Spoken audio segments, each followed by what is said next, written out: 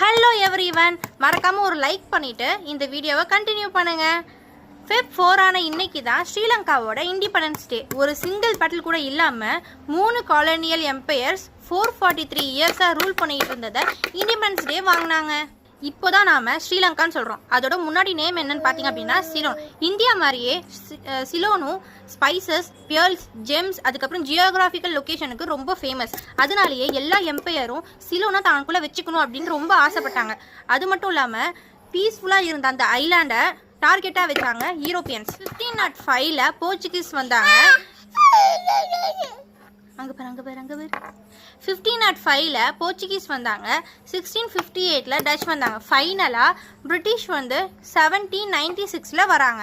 ட்ரேடர்ஸாக வந்த British 1815 kingdom of candy ஃபாலனுக்கு அப்புறமா rule பண்ண ஆரம்பிக்கிறாங்க. ரூல் பண்ண ஆரம்பித்த உடனேயே வந்து அவங்களோட அட்ராசிட்டிஸை ஆரம்பிச்சிடுறாங்க.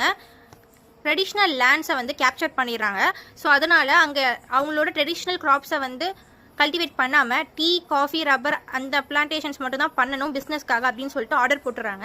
ஃபார்மர்ஸுமே அவங்களோட ஃபீல்ட்ஸ் எல்லாம் விட்டுட்டு குத்தகைக்கு வேலைக்கு போக ஆரம்பித்தாங்க. அதுக்கப்புறம் என்ன பார்த்தீங்க அப்படின்னா டாக்ஸஸ் ரொம்ப ஹெவியாக இருந்ததுனால ஏழை மக்களோட முதுகெலும்பையே வந்து உடைக்கிற அளவுக்கு டாக்ஸஸ் இருந்தது.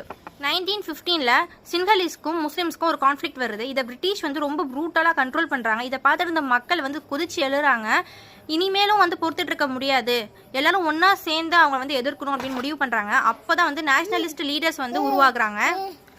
சேனாநாயக், அதாவது இந்தியாவில் எப்படி ஒரு காந்தியோ அதே மாதிரி சிலோனில் சேனாநாயக் அப்படிங்கிறவர் ஃபாதர் ஆஃப் தி நேஷன்.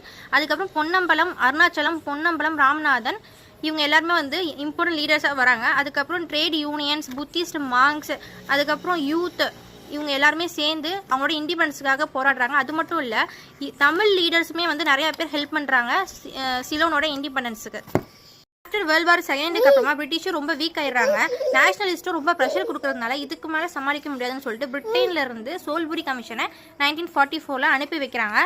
அவங்க என்ன ரிப்போர்ட் சப்மிட் பண்ணுறாங்க அப்படின்னா சிலோனுக்கு ஒரு எலெக்டட் பார்லிமெண்ட் கொண்டு வரணும், அவங்களுக்கு இண்டிவிஜுவல் கான்ஸ்டியூஷன் கொண்டு வரணும், இண்டிபெண்டன்ஸும் நம்ம கொடுத்துடலாம் அப்படின்னு சொல்லிட்டு ரிப்போர்ட் சப்மிட் பண்ணுறாங்க.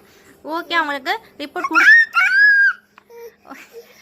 அவங்களுக்கு இண்டிபெண்டன்ஸ் கொடுத்துடலாம் அப்படின்னு சொல்லிட்டு முடிவு பண்ணிவிட்டு ஃபர்ஸ்ட் அவங்க எலெக்ஷன் நடத்தட்டும் அப்படின்னு சொல்லிட்டு 1947 அவங்களுக்கு எலெக்டட் கவர்மெண்ட் வருது.